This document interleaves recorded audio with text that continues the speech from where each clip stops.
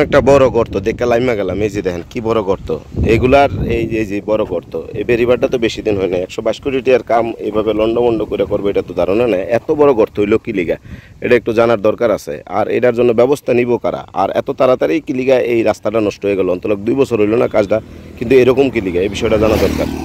আর একটা গর্ত, এই যেহেতু এখন শুষ্ক মৌসুম বর্ষা, এটা পুরো একটা সুড়ঙ্গের মতো একেবারে ভিতরে গেছে। এটা দেখাইলো অনেক দূরে একেবারে ভিতরে।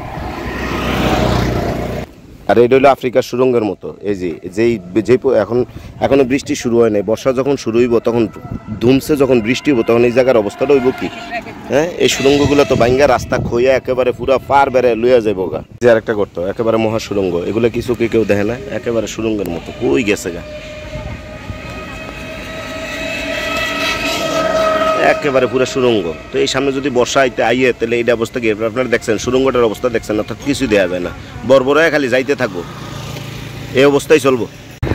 এই যে আরেকটা গর্ত তো কথাটাই পাইছি, খালি দেখাইতেই আছি। তো এগুলো সবগুলো সুড়ঙ্গ, ব্যবস্থার কোনো অবস্থা নাই। এমনি এই বিপজ্জনক এই বন্যা নিয়ন্ত্রণ বাদে এমনি কিন্তু দুর্ঘটনা হয়। এই দুর্ঘটনার অন্যতম কারণ হলো গর্ত।